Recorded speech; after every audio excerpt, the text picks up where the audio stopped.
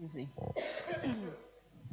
Pai, obrigada pela tua palavra, obrigada pelo teu poder, Pai. Vem renovando as nossas forças, vem renovando o nosso entendimento, nos dá discernimento espiritual, nos dá sabedoria, Pai. O teu povo precisa, Deus, de sabedoria, o teu povo precisa, Deus, de discernimento espiritual.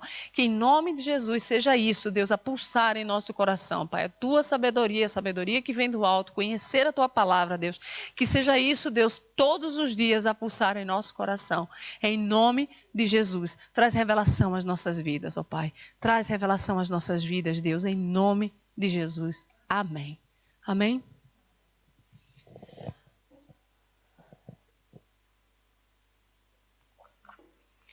Então, nós vamos estudar alguns versículos do Provérbios 15, porque senão fica muito repetitivo, né? Como vocês já puderam ver, Provérbios é uma repetição muito grande sobre sabedoria, o tolo, o justo, o sábio, o ímpio. Então, a gente não pode ficar aqui repetindo, senão vai ficar cansativo e chato.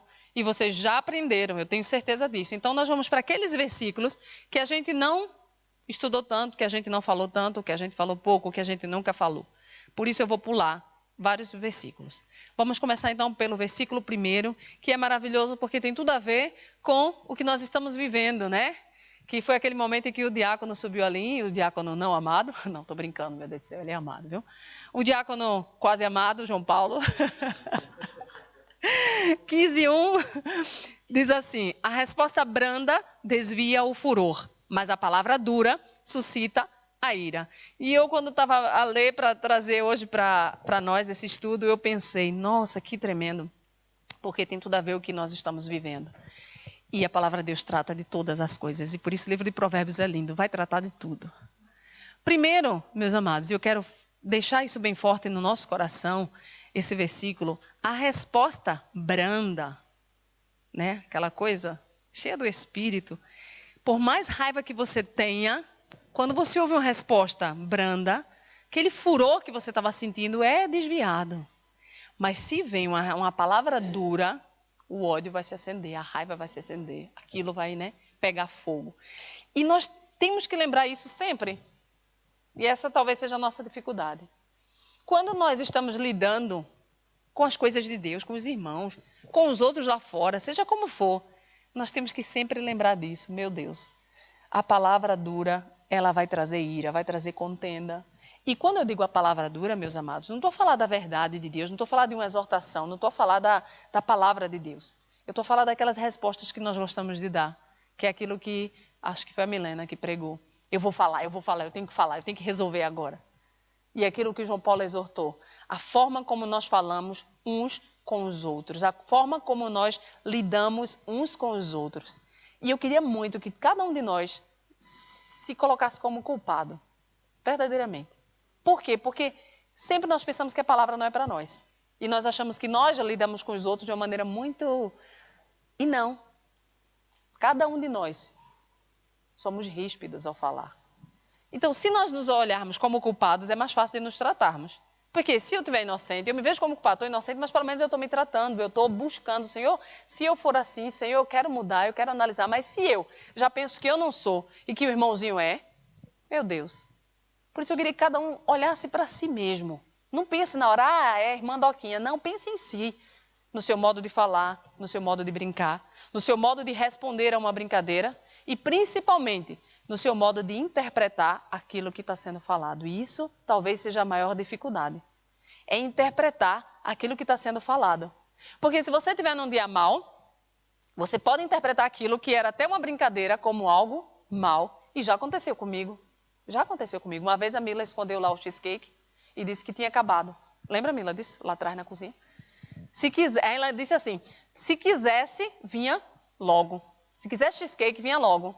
E aí aquilo entrou em mim, o que foi que eu respondi? Eu disse, porque eu estava pastoreando, eu sou pastora, eu estava pastoreando, por isso que eu não vim logo. Se eu pudesse, eu vinha logo, mas tinha um monte de gente para conversar e eu não vim logo. E ela olhou para mim, não, pastora, eu estou brincando, tem ali, eu digo, calma, né? Mas olha, serve para mim, serve para cada um de nós, igreja, cada um de nós. Às vezes a pessoa está ali falando aquilo, e é mesmo na brincadeira, e eu acho que a gente só vai detectar se é na brincadeira ou não, conhecendo cada um. Conhecendo cada um, porque é claro, a gente sabe que tem pessoas que a brincadeira não é brincadeira, é a ironia. E a ironia é terrível, Uma coisa é brincadeira, outra coisa é ironia. E nós analisarmos até, inclusive, as nossas brincadeiras, analisarmos como nós respondemos àquela brincadeira e como nós interpretamos aquilo. Se é uma brincadeira ou se realmente é uma verdade, para mim, né, me atacar. E muitas vezes nós estamos sempre na defesa, quando brincam conosco. Ou sempre no ataque, quando somos nós a brincar. Estou utilizando a palavra brincar, mas às vezes não é brincar, é falar sério. E a gente tem que refletir isso principalmente nas coisas concernentes à casa de Deus. Tão sério, principalmente as coisas. Eu não posso arrumar a casa do Senhor, cuidar das coisas do Senhor que Deus colocou na minha mão.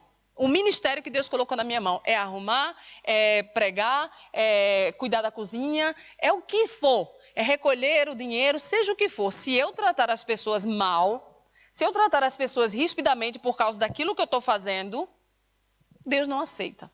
Porque Deus diz que tudo que nós fizermos, tudo, é como se fosse para o Senhor. E eu não posso tratar aquilo como se fosse meu. Eu não posso, porque a Laura mudou aquilo de lugar, eu tratar a Laura com raiva como se eu estivesse na minha casa. Imagina, a Laura mudou aquele vinho, mas fui eu que pus aquele vinho. Então eu vou tratar a Laura mal, porque a Laura tirou aquele vinho do lugar, porque o vinho é de quem? É meu ou é do Senhor? Então as coisas na casa de Deus não podem ser tratadas, e nem na nossa vida diária não deveria ser assim. É tratar uns aos outros, como a palavra de Deus diz, como se fossem superiores a nós mesmos. Muitas vezes nós nos achamos superiores às outras pessoas e tratamos mal. Gente, tratar mal o outro, seja o motivo que for, não é nem bíblico, não existe. Não pode existir. Por isso, olhar, nos analisar na hora de falarmos. Como o João Paulo falou aqui, várias vezes eu já vi na cozinha pessoas que vão fazer uma pergunta e a resposta é ridícula. A resposta é dura. A resposta é mesmo dura, que na hora eu fico com vergonha. E talvez é como aquilo que o João Paulo disse, talvez seja cultura. Eu não acredito que seja. Eu não acredito que seja. Por que eu não acredito que seja? Porque às vezes quando é a outra pessoa que está do outro lado e ouve essa mesma resposta, fica com raivinha. Então não pode ser cultura, correto? Às vezes você trata a pessoa dura e você fica, poxa, eu não fiz nada. E aí quando é você que é tratado, você tem dor. Aquela mesma coisa que você faz, lhe fere. Mas você costuma fazer com o irmão. Então não é cultura. É mesmo aquela maldade que há dentro do homem que nós precisamos mudar. Tratar todo mundo bem, tratar todo mundo como se fosse superior a nós mesmos, é o que a palavra de Deus diz. Por isso, naquele momento, qual a resposta que eu vou dar? Eu já sei que a pessoa está furiosa, né? Qual é a resposta que eu vou dar? E lembrar disso, a palavra dura, ela vai... E é isso que tem suscitado aqui dentro. E é isso que tem suscitado em muito lugar. Ira. Por causa de uma palavra dura. A maneira como você perguntou por que a irmã botou essa água, por que a irmã tirou isso do lugar, por que o irmão fez isso. Aquela sua palavra dura, talvez movido pelo seu zelo, talvez movido, sei lá, por tantas coisas, pode causar um mal tão grande, um estrago tão grande, e Deus não se agrada. Amém? Se alguém tiver alguma dúvida, pergunte. Depois no versículo 3, pulem aí. Diz assim: os olhos do Senhor estão em todo lugar, contemplando os maus e os bons. A maioria das coisas que a gente faz, e até a forma da gente tratar o nosso irmão, reflete naquilo que a gente acredita. Porque se nós realmente acreditamos que Deus vê tudo, muita coisa a gente não faria. Muita coisa a gente não faria. E puxando, e eu vou sempre puxar para como nós vamos tratar uns aos outros, o segundo mandamento é amar ao próximo. Eu não posso achar que eu amo a Deus se eu só amo a Deus. Ou então, como João Paulo deu o exemplo, eu encho o prato do diácono porque eu amo ele, mas aquele irmãozinho eu não ponho nada porque eu não amo, porque eu não tenho tanta afinidade, porque não é tão... Que amor é esse que eu escolho a quem amar e que eu faço acepção de pessoas? Isso tem que ser analisado no meio de nós. Que amor é esse? E muitas vezes nós fazemos isso. O meu amor tem que ser igual para todo mundo. Os olhos do Senhor estão vendo. Os olhos do Senhor estão vendo aquele momento em que eu tratei aquela pessoa mal, aquele momento em que eu fui ríspido. Os olhos do Senhor estão vendo até, dentro do meu coração, como eu interpretei aquilo, se eu liberei perdão, se eu não liberei. Tudo isso o Senhor está vendo. E muitas vezes nós vivemos como se ele não estivesse vendo, e nós temos que tomar esse cuidado. Será que nós falaríamos as mesmas coisas ou faríamos as mesmas coisas sabendo, olhando que o Senhor está vendo e os olhos dele estão em todo lugar? E o bom é que os olhos dele estão em todo lugar para nos julgar, para fazer justiça, porque ele é juiz. E os olhos dele estão em todo lugar para nos guiar, para nos julgar, para nos orientar, para nos corrigir. Então, muitas vezes também esquecemos que os olhos dele estão em todo lugar e queremos fazer as coisas com a nossa própria mão. Esquecendo, Deus viu. É tipo, te acalma, Deus viu, Deus vai fazer, espera. Ah, eu fui injustiçado, não foi assim. E muitas vezes existem mal entendidos dentro da igreja, em que nós queremos resolver e olha, deixa, foi um mal entendido, foi acusado injustamente, foi julgado injustamente, acha que foi julgado injustamente, espera. Nada melhor do que a justiça de Deus, e ele é rápido. Nós pensamos que ele demora, não, ele é rápido. Ele vem com a justiça, fazendo aquilo que ele quer, conforme a vontade dele, colocando as coisas no centro da vontade dele, por isso é só esperar. E às vezes nós queremos resolver. Ah, eu fui injustiçado porque a irmã fez isso, o irmão fez aquilo, porque o pastor fez isso, o pastor fez aquilo. Fica calado. Faz como Jesus, como ovelha muda ao matadouro. Fica calado e você vai ver Deus agir na sua vida. Mas quando você quer se defender, você quer julgar, você tira o papel de Deus, que é juiz, e o de Jesus, que é o nosso advogado. Amém? Versículo 6 diz assim: na casa do justo há grande tesouro, mas na renda dos perversos, deve ser tenda, a minha está escrito renda, é renda mesmo? Dos perversos há, cadê? 6. Perturbação. Olha que tremendo. É na renda. Na casa dos justos há grande tesouro. Aí eu queria que você parasse para pensar. Quem é justo aqui? Levante a mão, por favor. Todo mundo é justo? Seu Manuel, você é justo? Levante sua mão, seu Manuel. Então levante, pelo amor de Deus, seu Fernando. Só a Mila, mas levantou. Obrigado, Micael. Micael levantou. Ele levantou o fone de ouvido.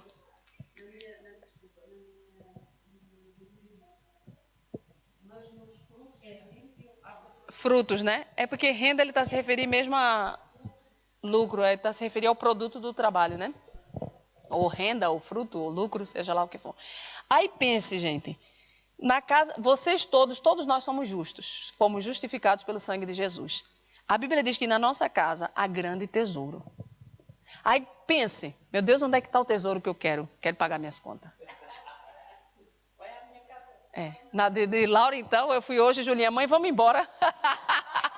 Fiquei com a vergonha da minha filha, misericórdia, tem que educar essa menina. Mãe, vamos embora da casa de Laura, tá muito estranha essa casa. Tudo cheio de poeira. Laura, mãe, a casa de Laura tá cheia de poeira. Menina, que ela sabe que tem alergia à poeira, olhou as cinzas, né? Mãe, a casa de Laura tá cheia de poeira. Menina, fica quieta, pelo amor de Deus. Que tesouro há na nossa casa? Que a Bíblia diz que na casa do justo há grande tesouro. E no lucro do perverso, na renda do perverso, no fruto do perverso, ou seja, na casa do perverso, a perturbação. Ou seja, por mais rica que uma pessoa seja, e é isso que muitos crentes não entenderam ainda, e é triste, por mais rica que uma pessoa seja, ela é pobre se não tiver Deus. Ela é pobre se ela for injusta. E por mais pobre que um cristão seja, ele tem um grande tesouro. Grande tesouro. E esse tesouro a gente não pode trocar. A gente não pode barganhar, a gente não pode querer outro tesouro que não seja esse que nós temos. E olhar para a nossa casa e dizer, meu Deus, grande tesouro eu tenho em casa, que não é somente Jesus Cristo. É tudo que vem com Ele. É a paz que só Ele dá, é a tranquilidade, é a segurança que só Ele dá. A paz de espírito é a salvação que há nele, é a alegria que há nele, independente do que aconteça ao nosso redor. Ou seja, isso é um grande tesouro. E hoje em dia, meus amados, nós olhamos para o mundo, o povo anda correndo, ou o povo anda desesperado. Eu vi hoje uma notícia e fiquei chocada. A menina, desde que nasceu, acho eu, luta com cancro. Os pais lutando com radiologia e quimioterapia, radioterapia e quimioterapia, lutando com a menina. A menina venceu o câncer, só que por causa da radioterapia, ela ficou com o rosto deformado. Então o sorriso dela é torto. Mas ela tinha o quê? Acho que era 10 ou 12, alguma coisa assim. E sofria bullying na escola.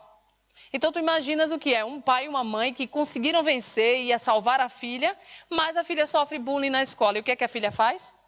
Suicida.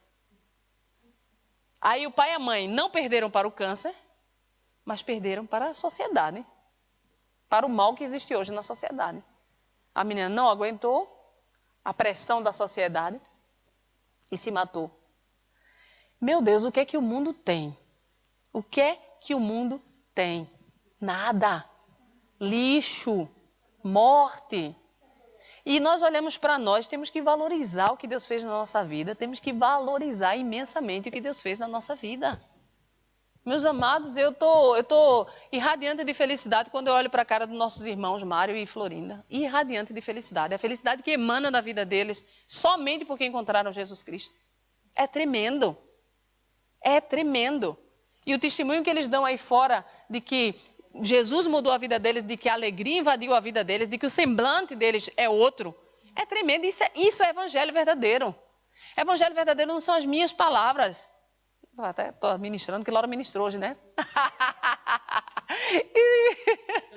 Estou ministrando que Laura falou comigo hoje. Não são as nossas palavras, é a nossa atitude, é o que a gente... Agora a gente vê pessoas se convertendo, entre aspas, pessoas indo para a igreja e somente indo para a igreja. Porque lá fora ninguém vê a alegria e o tesouro que há na sua vida, ninguém vê. Porque você não mudou de vida, você só mudou de atividade. Agora eu estou indo para a igreja, porque ninguém vê na sua vida agora algo novo. Ninguém vê a alegria de Cristo Jesus, ninguém vê a transformação. E não é a transformação do cabelo, da pele, das roupas, não. É a transformação da nossa vida. E isso é evangelho. E isso eu fico feliz por ver. E eu quero que vocês se alegrem também. E quero que vocês sejam essas pessoas, que as pessoas olhem e digam, meu Deus, mudou completamente. Vida nova. Diga. Posso contar? É que no caso da Florinda, a Laura foi numa loja e ao conversar com a mulher disse, olha, pode contar, Laura, é melhor.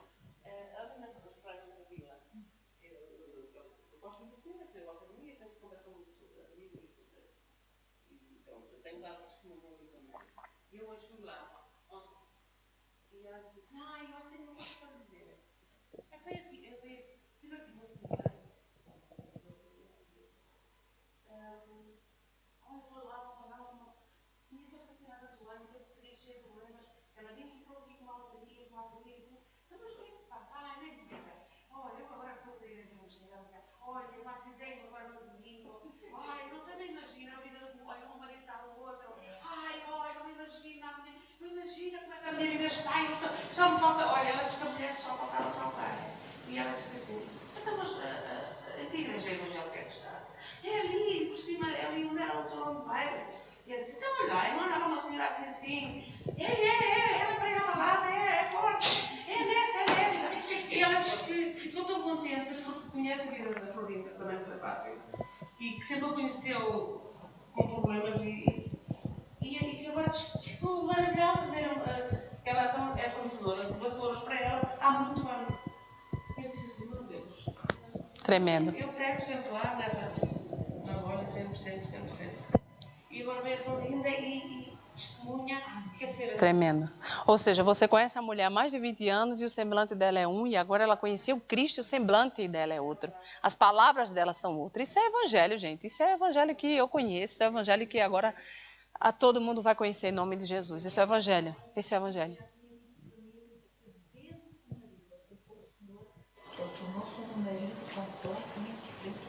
Ela disse. Ele também me disse a mim, ela disse, o meu marido já não fez o mesmo, é completamente diferente que eu não sei. Isso é tremendo.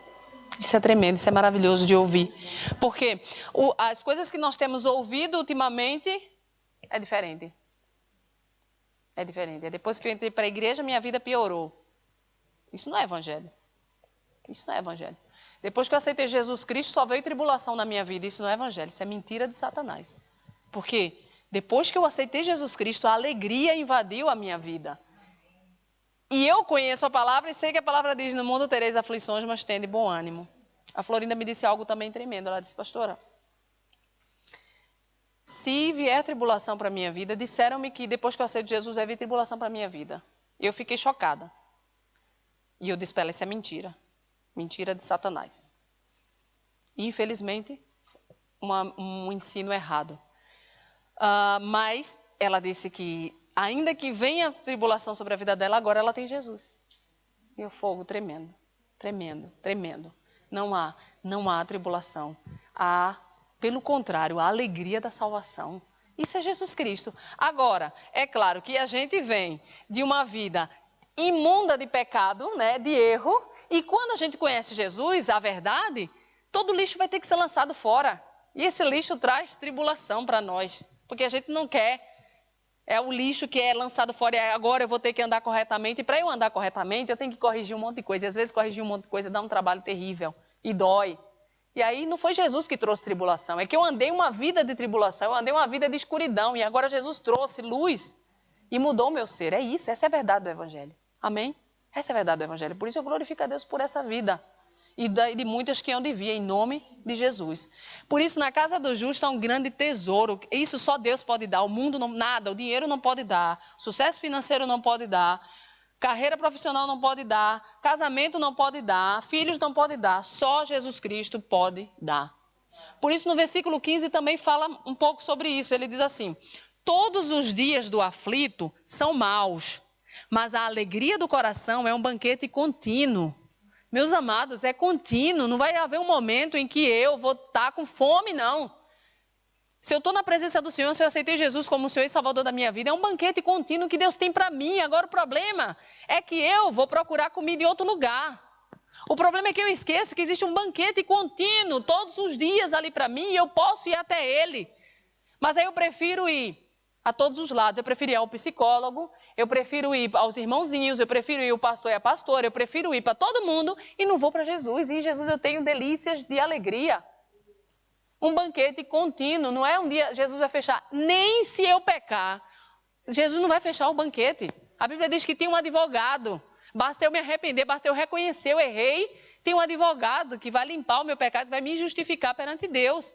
E eu vou ter acesso a esse banquete contínuo. Alegria é o que Jesus tem para nós. Isso é tremendo. Isso é tremendo, gente. Mas o aflito, todos os dias são maus. Oh, minha vida, oh, céus, oh, dia. Não. O crente tem que ser diferente, meus amados. Pelo amor de Deus, que isso, ó céus, ó vida de Deus, todo dia chorando, todo dia gemendo. Não, pelo amor de Deus. Eu li uma frase um dia desse, eu ouvi uma pregação um dia desse de um pastor e ele dizia, eu coloquei a frase no Facebook. Ele diz uma coisa que eu disse, meu Deus, isso é tão verdade. Ele diz que um adorador, ele não precisa ser consolado. Ele consola. Ele consola. Por quê? Por causa daquele versículo lá que diz que nós é que iremos fazer. Nós é que iremos ajudar, dar vista aos cegos e não sei o que lá, não sei o que lá. E Jesus fez e nós vamos fazer. Somos nós que vamos fazer, então eu não posso... É isso, o Espírito de Deus está sobre mim, me ungiu para dar vista aos cegos e fazer um monte de outras coisas que eu não sei agora decorar.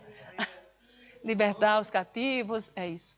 Ou seja, sou eu não posso agora aceitar Jesus e continuar preso, aceitar Jesus e continuar triste. Eu preciso ser consolado pela pastora Maria, vem me consolar, pastora. A pastora não ligou para mim. Não, que é isso? A pastora não ligou para mim, mas eu tenho conexão direta com Deus. A pastora é falha, mas Deus não é. E eu não posso depender da atenção dos pastores. Eu tenho que depender exclusivamente de Deus. Quantas pessoas estão na igreja chateadas porque os pastores não ligaram no dia do aniversário? Vocês nem imaginam. Isso eu estou falando aqui não, estou falando geral. Porque eu fiquei doente, o pastor não veio me visitar. Geral. E às vezes nem sabemos quando os pastores ficam doentes, porque ele não liga para você fazer todo doente. Nem sabemos. Ou seja, eu quero que Deus venha me visitar, eu quero que Deus saiba que eu estou doente, venha me curar, eu quero a conexão direta com Deus, mas as pessoas não querem esse banquete contínuo, elas querem, as coisinhas que não têm valor. Não tem valor perante a grandiosidade que é o nosso Deus. Aí no versículo 16, continuando nesse mesmo tema, ele diz assim: melhor é o pouco, havendo temor do Senhor, do que grande tesouro, onde há inquietação. Melhor é um prato de hortaliças, onde há amor, do que o boi cevado e com ele o ódio. Olha que tremendo. Muitas vezes nós queremos o boi cevado, nós queremos uma casa cheia de gente. Mas de que adianta se há inquietação? De que adianta o boi cevado? De que adianta ter tudo se não houver amor. Por isso a gente tem que olhar e, meus amados, agradecer a Deus pelo que temos, mesmo que seja pouco, mas se há o temor do Senhor, mesmo que seja pouco, mas não há inquietação, há paz, glórias a Deus. Glórias a Deus. Quantas pessoas hoje estão sofrendo por causa do muito. Por causa do muito. A minha primeira pregação foi mesmo essa, a dieta do amor. Melhor é um prato de hortaliças onde há amor do que o boi cevado e com ele o ódio. 1000 vezes. Só que nós muitas vezes queremos o contrário. Estamos sempre de olho no contrário. É o boi cevado, é o boi cevado. É o boi cevado. Ou é muita gente, ou é a igreja cheia, ou é isso, ou é aquilo. Lembrei agora de uma coisa, mas já esqueci. Misericórdia. Eu fiquei olhando para lá, meu Deus, o que foi que eu lembrei? Mas deixa para lá. Então, dentro dessa parte do tesouro, meu amado, o que há dentro da nossa casa? É o amor, é a paz, é a certeza de que Jesus está lá, é a certeza de que tudo está no controle de Jesus. Porque quando nós estamos debaixo da autoridade de Jesus Cristo, eu já falei isso aqui, ainda que os nossos pés tentem ir para um lado errado, Ele cuida, porque Ele é um Deus de amor, de nos trazer. Porque Ele é pastor, se uma ovelha vai para um caminho errado, Ele puxa. Então, essa certeza nós temos que ter e entregar essa autoridade para Ele. Por isso que nós dizemos, Tu és o nosso Senhor. Porque é Ele que comanda a nossa vida. E essa liberdade de, Senhor, se eu estiver andando em caminhos tortuosos, me traz logo de volta aos pastos verdejantes. E nós temos que estar sensíveis a isso. Que é o que muita gente não está. Endurece o coração, Deus fala, Deus age, e você continua ali com o coração fechado. Não, assim que Deus falar, meu amado, é logo. É o temor do Senhor. Por isso, dentro da nossa casa há um grande tesouro, dentro do nosso coração há um grande tesouro, e isso é maior do que qualquer outra coisa que o mundo possa nos dar, ou qualquer outro ser possa nos dar. É Jesus Cristo de Nazaré. Amém? Vamos voltar um pouquinho para o versículo 7.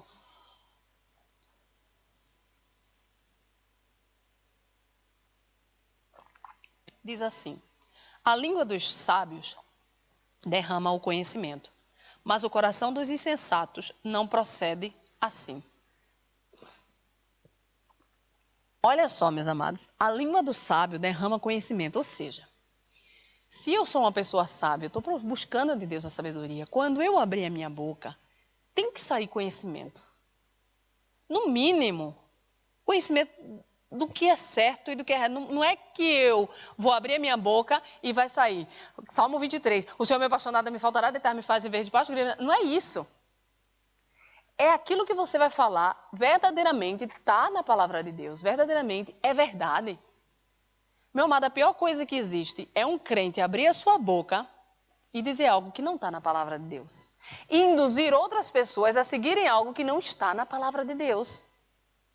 Nós temos o caso da irmã Florinda, que foram dizer também para ela que se ela batizasse no rio, o rio era bom porque levava as impurezas da vida dela. Então ela não queria batizar na piscina.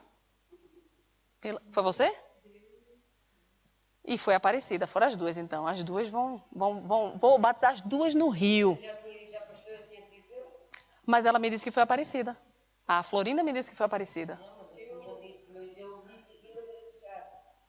Aí, mas a Gracejar, já agora vai apanhar, dona Alice. Olha só, a Florinda me disse que foi Aparecida. Olha só o perigo daquilo que a gente ensina. Ela tomou aquilo como certo e não queria ser batizada no rio. Aí vai eu e Laura para as piscinas. Para a piscina, Fomos eu e Laura, pedimos o homem, olha, nunca vi, mas tudo bem. Eu acho que ele estava até curioso de ver. Saímos eu e Laura em posse de Vitória e quando fomos falar para ela, não, porque ela quer que as impurezas vá embora. Eu disse, não, eu vou batizar, que ele disse isso. Já agora você vai ser batizada, mas não é Tiago que vai batizar, não é seu Manuel. Já foi batizada? E não levou, Alice, não levou? Levou? Foi o rio que levou, Alice? Não, foi Deus mesmo. Ah, pronto. Por isso... Eu brinquei com a situação, porque quem não se tratava, eu disse assim, aquilo vai ser tão bom, o batismo vai ser tão maravilhoso, que até tudo aquilo que nós temos de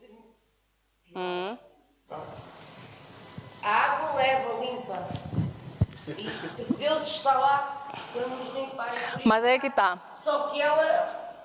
Mas por que ela levou isso a sério? Me responda. Por que ela acreditou na sua palavra?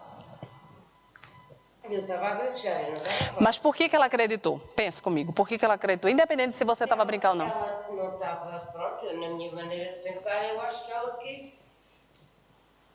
Não sei, como eu estando já na igreja, que fosse verdadeiro, fosse... Ela espera que, como você já é uma crente madura, porque anda há mais tempo na igreja, vai dar a ela um alimento verdadeiro, ou seja, vai falar a verdade, independente de brincar ou não, e que ela não vai levar a sua brincadeira como você levou, que era uma brincadeira. Ela é uma menina, ela é nova na fé, e é isso que eu quero puxar. É melhor. A responsabilidade, por quê? Porque às vezes causa um estrago na vida de alguém que a gente nem imagina. E na nossa mente era uma brincadeira, mas... Não fui sozinha. Sim, pois, mas você é responsável pelos seus atos, minha filha. Você não vai chegar para Jesus e vai dizer, eu não fiz sozinha. Pastora, eu não neguei. Eu estou dizendo que você vai responder a Jesus pelos seus atos, entendeu? Não pelo da outra pessoa. Então, isso para chamar a atenção de vocês, igreja, que é muito importante o que a gente fala. E principalmente do que a gente fala para um novo na fé. Um novo na fé. Por isso que a palavra de Deus diz que o sábio abre a boca e sai conhecimento. Ou seja, você vai poder confiar naquilo que eu estou dizendo que é verdade. Diga.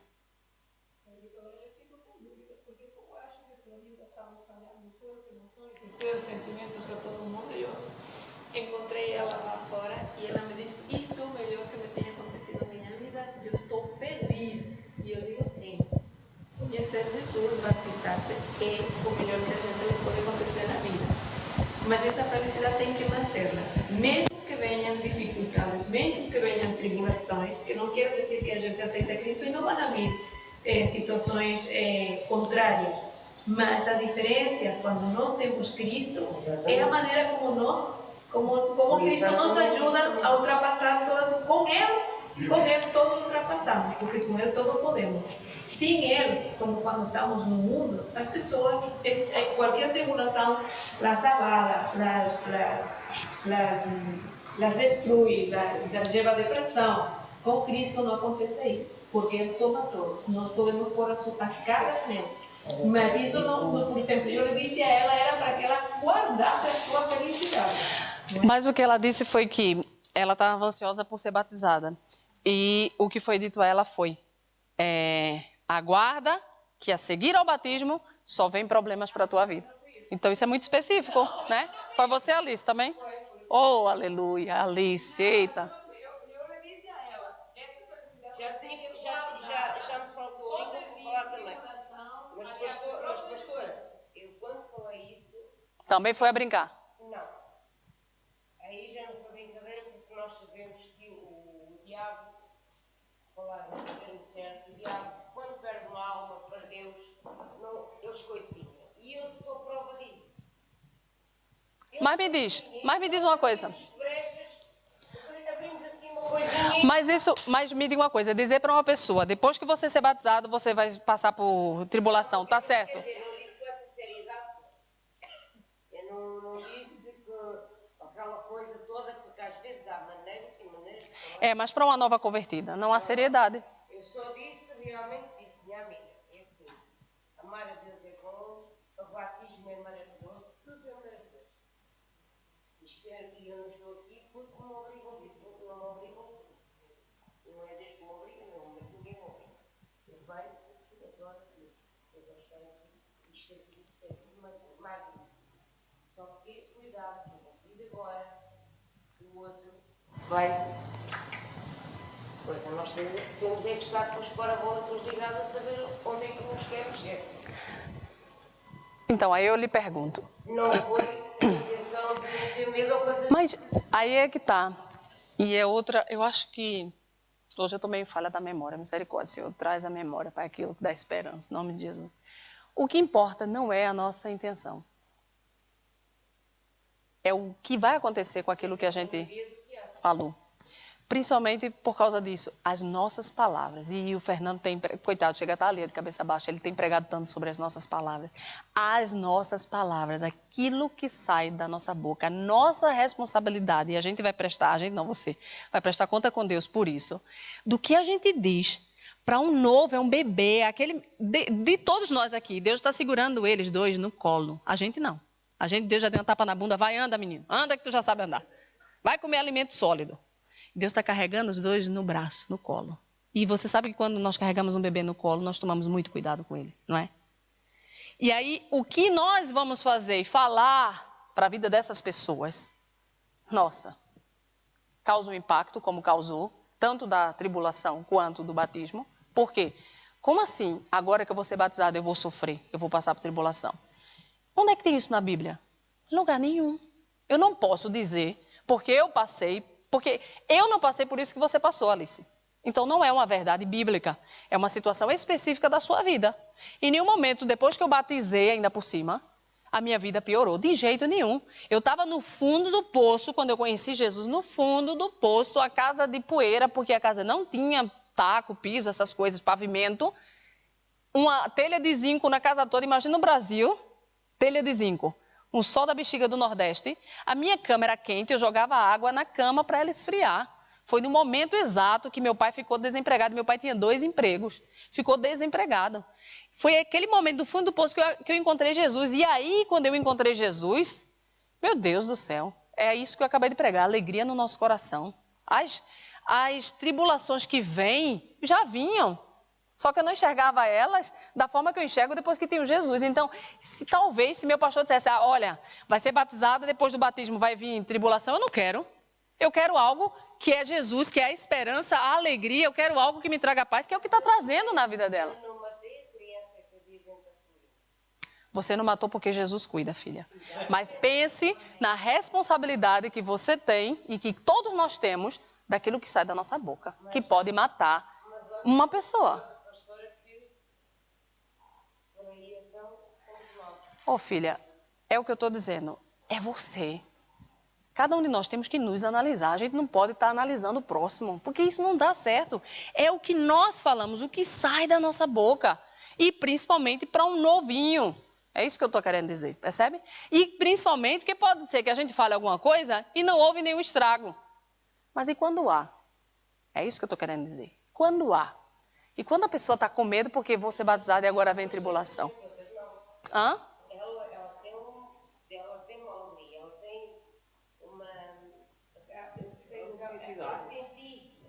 Eu sei qual foi a alegria que ela andava a sentir, porque eu também tive. Claro, não tão explosiva como ela foi, mas eu sentia a alegria do batismo. E sei o que ela estava a sentir, e sabia que ali, e sei que naquela mulher, eu olho para ela e eu sei que naquela mulher já terminou com o outro. Eu não sou ninguém, sou uma serva, uma ovelha de Deus, mas eu digo que aquela mulher abre. E em você? Sim. Na mim também, mas eu vejo que ela é uma pessoa que vive, que transborda, e a gente não é qualquer coisa que abala aquela mulher. Não é a mim, se calhar, uma coisa mais fraca, uma bolaria, mas é ela não. Pois uma coisa eu quero que todos vocês aprendam. Independente de qualquer coisa, tudo que sai da nossa boca, nós vamos prestar conta com Deus, seja brincadeira ou não. A palavra de Deus diz que toda palavra ociosa é mesmo brincadeira. Não tem valor nenhum, não tem sentido, não sei para que saiu. A gente vai prestar conta com Deus. A gente nunca sabe se aquela palavra que a gente falou causou algum estrago na mente, nas decisões, como causou na da Florinda, na vida. E como João Paulo disse para mim que falou na semana passada, o tempo que eu perdi, digamos assim, no gabinete com a Florinda, tirando da mente dela o lixo que foi colocado. Esse tempo precioso, que podia estar orando, que podia estar buscando a palavra, que podia estar com a minha família, para tirar um lixo que foi ensinado, também vai ser pago. Por isso, em nome de Jesus, igreja, prestem atenção no que vocês dizem, se está de acordo com a palavra de Deus. E para quem nós dizemos, eu já chamo a atenção para nós, com os novos na fé.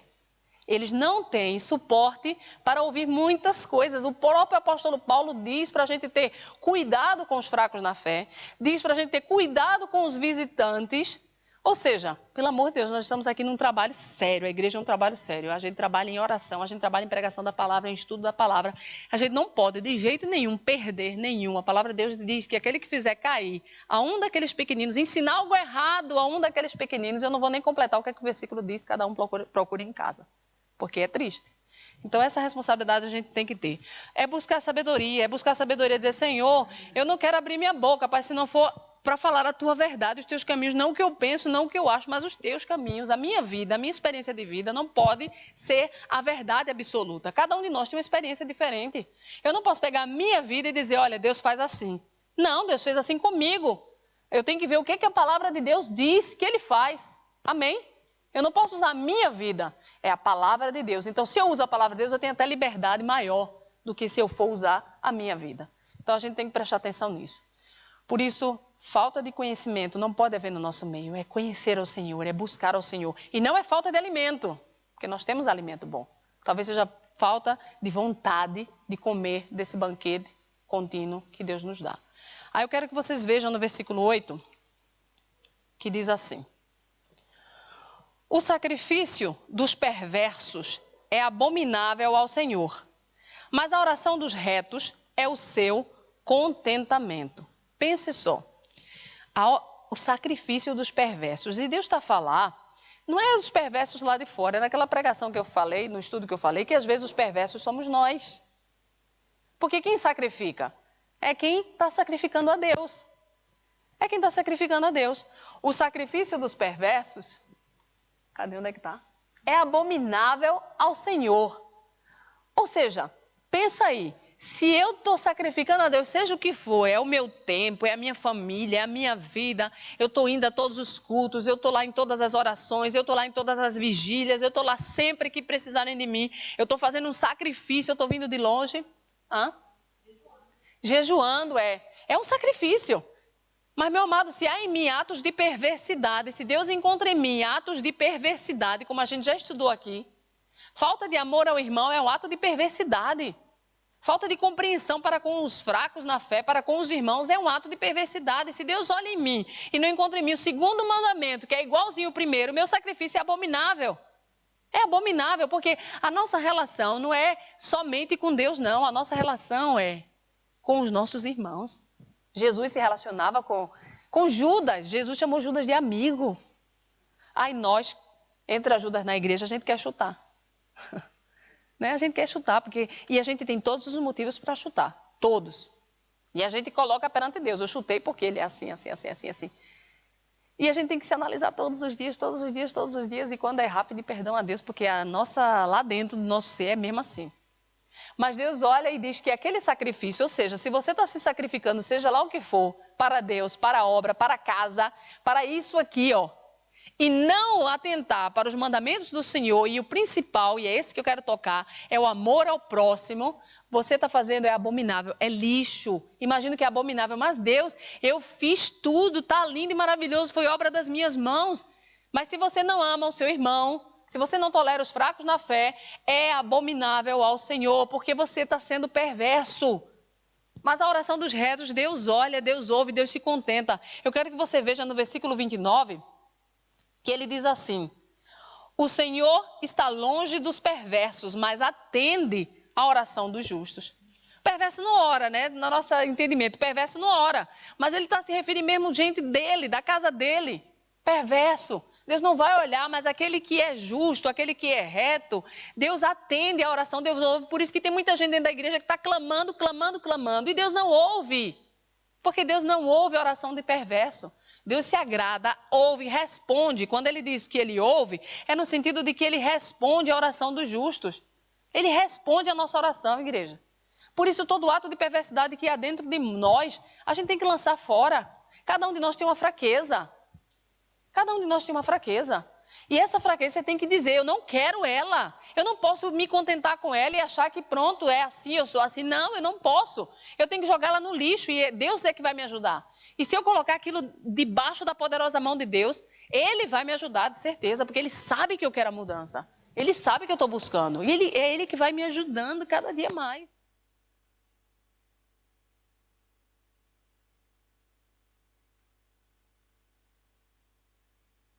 Perversidade na sua vida e você se acha justo, mas você tem sido perverso diante de Deus. É momento de analisar, é momento de fazer essa introspecção, analise o homem a si mesmo. Eu quero que você veja em Romanos, capítulo 15, não perca Provérbios.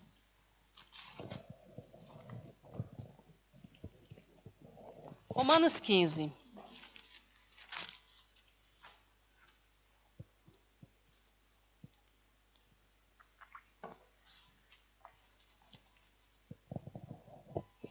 Amém? Diz assim, olha que tremendo. Ora, nós que somos fortes, devemos suportar as debilidades dos fracos e não agradar-nos a nós mesmos. Portanto, cada um de nós agrade ao próximo no que é bom para a edificação. Porque também Cristo não se agradou a si mesmo, antes, como está escrito, as injúrias dos que te ultrajavam caíram sobre mim. Pois tudo quanto outrora foi escrito para nosso ensino foi escrito, a fim de que, pela paciência e pela consolação das Escrituras, tenhamos esperança. Ora, o Deus da paciência e da consolação vos conceda o mesmo sentir de uns para com os outros, segundo Cristo Jesus, para que concordemente e a uma voz só glorifiqueis a Deus e Pai nosso Senhor Jesus Cristo. Portanto, acolhei-vos uns aos outros, como também Cristo nos acolheu para a glória de Deus. Olha que tremendo. Se Deus é um Deus de amor, se Deus é um Deus de paciência, se Deus suportou, tolerou, por que nós somos intolerantes? Essa é a palavra, intolerantes. Intolerantes ao primeiro erro do irmão, intolerantes à fraqueza do irmão, né? Intolerantes a tudo. Intolerantes a tudo. Quando o nosso Deus, e Ele fala, nós que somos fortes, nós podemos suportar a fraqueza dos fracos. Os fracos na fé. Nós podemos suportar, nós que somos fortes. Amém? Nós que somos fortes. É assim que Paulo começa. Ora, nós que somos fortes devemos suportar as debilidades. É suportar e não agradar a nós mesmos. Aí talvez você pergunte, mas pastora, quem é fraco na fé? Já parou para pensar, quem é fraco na fé? Será que é o novo que chegou agora? Às vezes o novo que chegou agora é mais forte na fé do que muito que está aqui, né? Há muito tempo. É como a Alice acabou de dizer. Tem mais fé do que eu, tem mais virtude, sei lá o quê, do que eu. Às vezes o novo parece que é mais forte do que eu, mas eu quero chamar a atenção de cada um de nós. Até quando nós vamos ser o fraquinho na fé? Até quando nós vamos ficar esperando o biberão? Até quando nós vamos ficar sendo exortados ou ministrados? E quando é que nós vamos se levantar para ministrar na vida de alguém? Pelo amor de Deus, tudo na vida tem um ciclo, gente. Nasce, cresce, reproduz e morre. Aí quando você vai morrer é quando acabar a sua carreira, vai para a glória, vai para Cristo. Mas dentro desse ciclo, você morreu, foi para Cristo, o que você fez na sua vida? Você nasceu em Cristo Jesus, nova vida, nova criatura, batismo. Você cresceu na fé, cresceu, desenvolveu os seus dons, reproduziu, ganhou almas, deu testemunho, fez alguma coisa. Frutificou, ou você vai morrer, menino? Você vai morrer sem passar por essas etapas que o cristão tem que passar e o apóstolo Paulo ensina. Depende de cada um de nós. Depende da vontade, do desejo, do amor que a gente tem por Jesus. Porque quando a gente ama Jesus desesperadamente, a gente não quer ficar sendo alimentado por Jesus. Ô Jesus, vem me dar um biberão. A gente quer, Jesus, eu quero fazer o que tu queres que eu faça. Eu quero te servir, eu quero te seguir, Jesus. Porque Jesus não convidou as crianças para seguirem Ele. Jesus convidou homens para seguir Ele. Então eu não posso ficar aqui querendo que Jesus faça pular um peixe dentro do meu barco. Eu quero ir embora, eu quero ganhar homens, eu quero que Jesus me faça pescador de homens. Mas tem muita gente querendo biberon a vida inteira. São os raquíticos na fé, são os que não crescem. E para mim, só não cresce porque não quer. Não tem outra explicação na palavra de Deus. Não cresce porque não quer, porque Deus dá, Deus capacita, Deus mostra, Deus, meu Deus, não há, olha, vocês que gostam de oração sabem como a gente cresce orando, como a gente cresce com o joelho dobrado. E como a gente pode ver que as pessoas que não oram, não têm uma vida de oração, não crescem. Não crescem. Porque quando você ora, você está mais perto, você está ali, você está entrando no reino espiritual, o seu discernimento vai aumentar, a sua visão vai aumentar. Deus vai te avisar coisas antes delas acontecerem. Deus vai te dar a sabedoria que você tem clamado. Mas uma pessoa que não ora, meu Deus, está morto e nem sabe. Está morto e nem sabe. Por isso, meus amados, meninos para sempre, não. Meninos para sempre, não. Isso não importa o tempo de evangelho. Você pode ser um grande homem de Deus já. Paulo, converteu-se, pumba, grande homem de Deus. Meninos para sempre, não. É inaceitável. Isso não existe, pelo amor de Deus, em nome de Jesus. Por isso, nós, como fortes, devemos suportar aqueles que são fracos, aqueles que chegaram agora, aqueles que são débeis, aqueles que ainda não comeram o alimento sólido, que estão tomando leite e pensam que isso, que aquilo. E às vezes as pessoas chegam na igreja e têm pensamentos contrários à palavra de Deus. Mas não somos nós, na força, na marra, que vamos tirar esses pensamentos contrários. Nós não devemos chegar, é assim, você está errado. Não, deixa. Aos poucos a palavra de Deus vai sendo ministrada naquele coração. Aos poucos a palavra de Deus vai fazendo a transformação. Quem faz a transformação não sou eu, não é você. É o Espírito Santo de Deus. Só Ele pode fazer. Então aquela minha palavra, às vezes dura, vai suscitar ira. Porque eu quero que aquela pessoa seja transformada. Calma, a pessoa entrou agora. A pessoa vai começar a conhecer. Vai começar a mastigar daqui que ela chegue no alimento sólido. O bebê é a mesma coisa, daqui que o bebê chegue no alimento sólido. Então calma. Agora, se ela tiver muita sede, ela vai rapidinho crescer. Mas se não, vai ficar a vida toda no bercinho, tomando bibeirão. Já tá velhinho, mas tá lá tomando bibeirão. Vai depender de cada um de nós. Eu mesmo quero crescer. Amém? Diga, filha. Mas ainda há uma coisa que eu, por acaso, considero verdade. Eu, na altura, quando falei da situação do batismo, falei em mensagem. Não disse nunca se fosse batizado em piscina ou num tanque ou numa banheira, fosse onde fosse, que era menos batismo ou Sim, sim. menos. Não falei sequer em mais nada. Atenção. Sim. Eu só disse a ela que quando ela fosse batizada nas águas, que aquilo que era maravilhoso. Eu nunca falei. Mas o problema disso, veja só. Piscinas, nem nada dessas coisas. O problema, Alice. Eu estava a analisar A minha conversa e eu vi que não falei nunca. Mas escute. Não fosse. Presta atenção.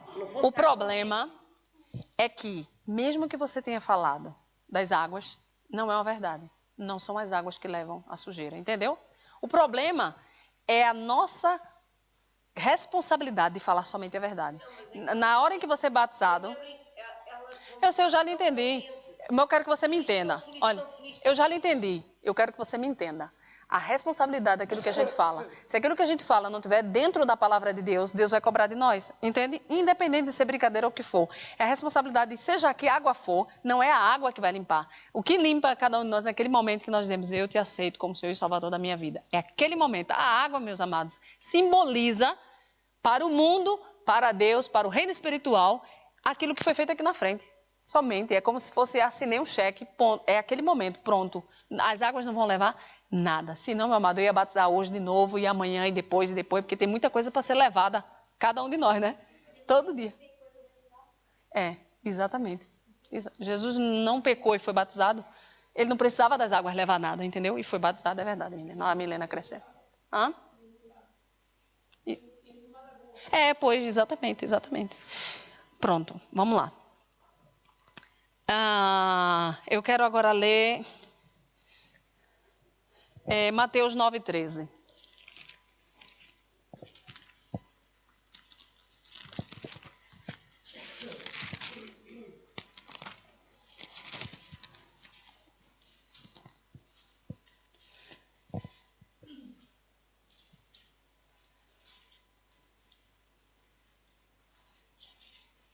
Diz assim: Ide, porém, e aprendei o que significa misericórdia quero e não holocaustos, pois não vim chamar justos e sim pecadores ao arrependimento. Isso para chamar a atenção de cada um de nós, aquele versículo que lemos de Provérbios, que Deus abomina o sacrifício dos perversos.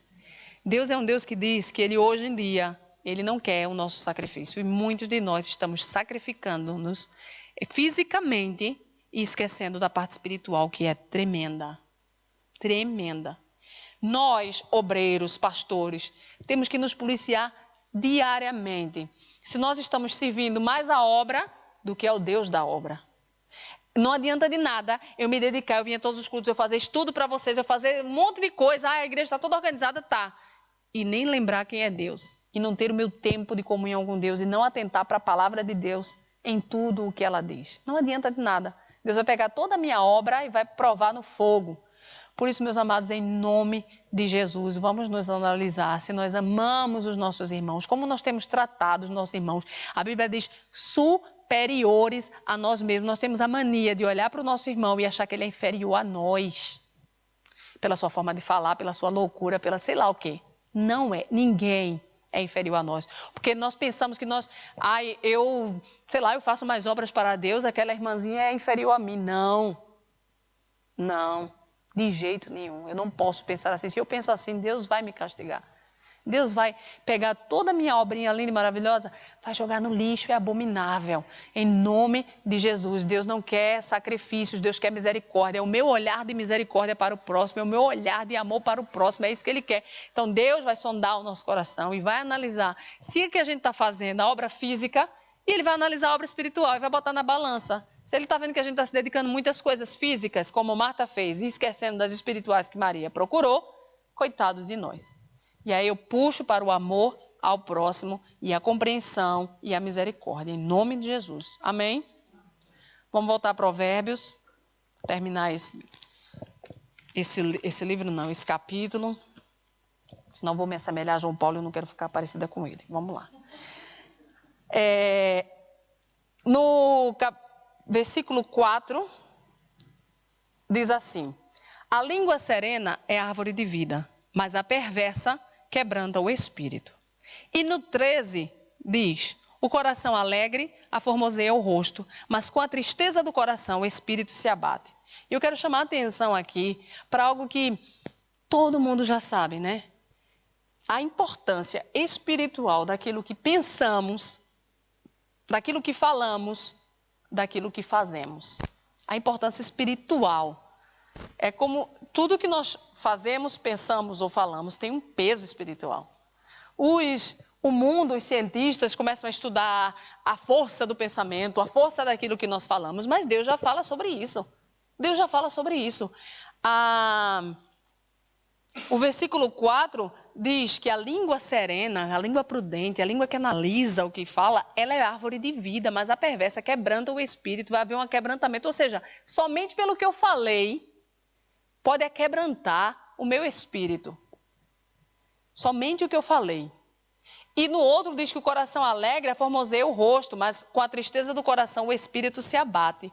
Olha a importância que tem a ver o físico com o espiritual. O meu coração está alegre, meu rosto todo mundo vai ver. Olha, tudo tem importância e a gente esquece do poder disso. O poder daquilo que pensamos significa fé. Se eu penso naquilo, eu acredito naquilo. Por isso, Paulo diz para a gente pensar nas coisas que são do alto. Porque se eu estou pensando nas coisas só demoníacas e más, tem gente que vive a caça de Satanás. Ao invés de ir à caça de Deus, à busca de Deus, porque Deus não se esconde, né? Ele diz que aquele que busca encontra. Está a caça de Satanás, está vendo Satanás em todo lado. Meu Deus, eu quero ver Deus em todo lado e não Satanás em todo lado. E não Satanás em todo lado. Então, meus amados, aquilo que a gente pensa demais, isso vai se refletir na nossa vida, a gente vai atrair. O João Paulo estava me contando uma história essa semana que eu fiquei... E é isso que a ciência tem falado muito. Do homem que ele vivia cheio de tarefas e coisas, ele era não sei o que da Bolsa de Valores, não sei o que, ele dava palestras, então ele tinha uma vida muito corrida, vivia, ganhava muito dinheiro e vivia numa atividade incessante. E aí ele chegou um dia e disse, aliás, ele sempre dizia para a mulher, como eu queria acordar e não ter nada para se preocupar, e não ter nada para fazer, como eu queria, sempre estava a reclamar. E era um homem bem sucedido, que é coisa que muita gente quer. Como eu queria não ter nada para me preocupar, como eu queria não ter nada para fazer. Esse homem foi acometido por uma paralisia, não sei se foi um acidente, uma coisa, deve ter sido um acidente de carro, e hoje ele é paraplégico. E às vezes ele esquece quem é a mulher. Todo dia ele acorda e pergunta se ela é a mulher ou se é a mãe. Ou seja, ele hoje não tem nada para fazer e nada para pensar. Ele não pensa mais nas bolsas de valores, ele está debilitado. Não tem nada. E a mulher dele diz, talvez seja uma palestra, não sei, que ele está hoje exatamente do jeito em que ele pedia para estar. Com o seu pensamento, com a sua boca. Vocês sabem, e alguns conheceram uma mulher que chamava a doença. Ela pedia a doença na vida dela. E é muito triste, porque ela sempre estava doente. Ela não tinha nada, os médicos olhavam e diziam, você não tem nada, ande, tal, faça. Quando ela começou a entender que ela não tinha nada, ela começou a viver aos poucos, mas ela continuava com aquilo de doença. Eu tenho que ir ao médico, eu tenho que fazer um ataque, eu tenho que fazer isso, eu tenho que fazer aquilo, eu tenho que fazer aquilo. Atraiu. A doença veio, chegou e morreu de quê? De doença, porque ela atraiu. Ou seja, enquanto ela era saudável, ela queria. Eu não como isso porque isso traz doença. Eu não como isso porque isso traz doença. Isso traz doença, traz doença. Meu Deus. Pensar nas coisas que são do alto, isso é bíblico. Isso é bíblico. As coisas que nós pensamos, as coisas que nós falamos, as coisas que nós fazemos, vai trazer alguma coisa para a nossa vida. Por isso que a palavra de Deus diz sempre sobre a fé, sobre o pensar, sobre o agir. Seja sempre positivo, seja sempre para cima, seja sempre as coisas que vêm de Deus. Amém? Exatamente. Exatamente. E a gente esquece disso. A gente esquece disso quando a gente reclama demais. Depois, versículo 22, diz, onde não há conselho, fracassam os projetos, mas com os muitos conselheiros há bom êxito. Meus amados, isso é tremendo, é para a nossa vida. A importância de tomarmos conselho. Mas eu digo a você, como eu sempre já disse, o primeiro conselho que você deve tomar, é claro, é sempre o de Deus, né? Mas Deus não vai falar claramente, você não vai ouvir. Mas você já entregou para Ele. Mas, meu amado, tome um conselho com seus pastores. Eu tenho visto pessoas tomando conselhos com outros pastores. Vocês acreditam nisso? Olha, procura a mim para dizer, olha, eu tomei conselho com o pastor fulano de tal e ele me disse isso. Hã? Olha, eu não vou fazer tal coisa porque o pastor fulano de tal disse para eu não fazer. Hã? E eu tive que chegar a lata de perguntar, vem cá, quem são? É ele teu pastor? Se ele for teu pastor, então pronto, eu lavo minhas mãos. Meus amados, tomar conselho com os seus pastores é o primeiro, porque a Bíblia diz que vela pela sua alma. Tomar conselho com os seus pastores e depois toma conselho com pessoas idôneas, toma conselho com pessoas que conhecem a palavra. Não, como é que eu vou tomar conselho com um fraco na fé? Como é que eu vou tomar conselho com uma pessoa que eu sei que é insensata? Pelo amor de Deus. Novo convertido. Já vi gente maduro, se abrindo, contando os seus problemas, sua vida para um novo convertido. Meu Deus, novo convertido vai correr, vai fugir, vai dizer misericórdia. Não, é sempre para cima. Eu tenho que procurar quem é mais maduro do que eu tenho que procurar os meus pastores, eu tenho que procurar os meus líderes, os diáconos da igreja. Eu não tenho que estar procurando o meu vizinho que nem conhece a Deus. Tem gente tomando conselho com o vizinho que nem conhece a Deus, com um psicólogo. Eu vou para o psicólogo não conhece a Deus. Eu conheci a história de uma mulher que foi traída e foi para o psicólogo. E qual foi o conselho que ele deu? Traia. Que é porque dentro de você, você vai anular essa dor. Vê, aí vai para o psicólogo. Não, meus amados, pelo amor de Deus, Deus tem um banquete contínuo para nós. Na multidão de conselhos, meu amado, há segurança. Você vai tomar uma decisão, há segurança. Eu já várias situações que aconteceram na igreja, procurei pastores que são pastores até famosos na rede, né? Que não sabem quem eu sou, mas eu mandei e-mail, o pastor José Gonçalves, que é um pastor lá no Brasil, que trabalha com casamentos, mandei e-mail para ele. Tiago já ligou para o pastor Hernandes Dias Lopes, que escreve livros, alguns deles tem aqui, ligou e teve a conversar com o pastor Hernandes Dias Lopes e disse, meu Deus do céu, meu marido é maluco. Teve lá altas conversas, tomando conselho. Graças a Deus são pessoas acessíveis, porque não são estrelas, né? O estrelato não subiu a cabeça, graças a Deus. E tomei conselho com vários pastores acerca de uma situação e depois peguei todos aqueles conselhos, é claro que nem todos eram iguais, mas tomei uma decisão com segurança. É o que a palavra de Deus diz, há segurança. E você vai ouvir os conselhos e vai sentir no seu coração algo da parte de Deus. Amém? Depois, versículo 23, diz assim, o homem se alegra em dar resposta adequada, e a palavra, ao seu tempo, quão boa é. E no 28, o coração do justo medita no que há de responder, mas a boca dos perversos transborda maldades. Olha que tremendo. Primeira resposta adequada, a palavra no tempo certo. Ou você meditar antes de falar, antes de responder. Meus amados, eu recebi ligação de pastores fortes em Deus, homens de Deus, mulher de Deus, para me pedir conselho.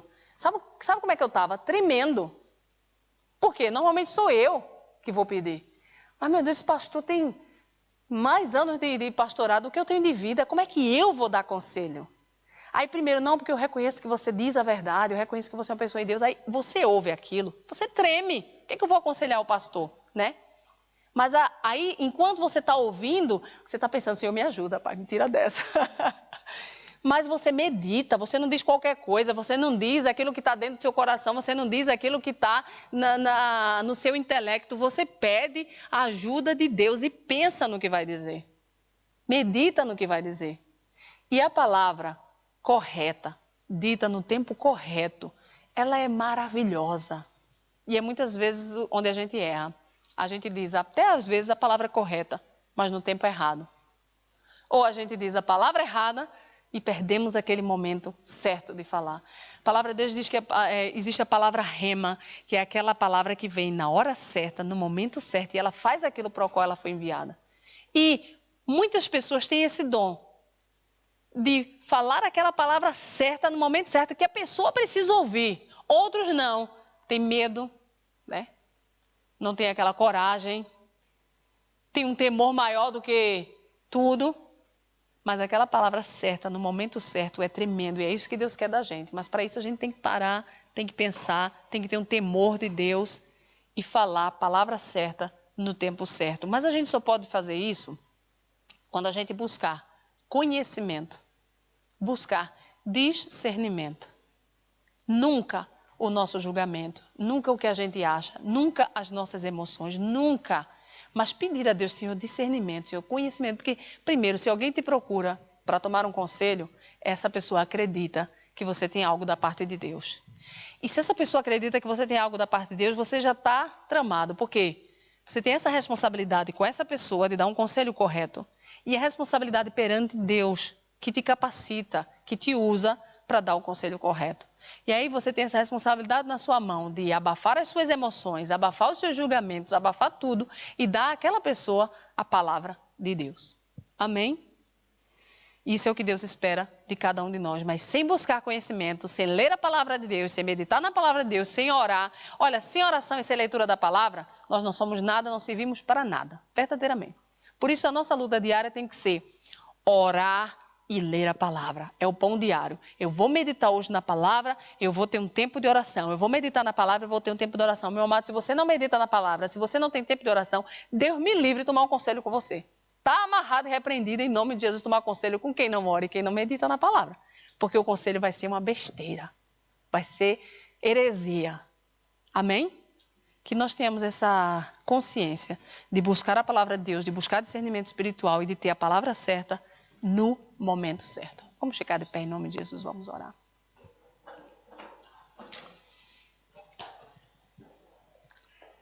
Senhor, obrigada pela tua palavra, Deus. Obrigada, Pai, nos ensina, Deus. Coloca em nossa boca, coloca em nosso coração, Pai.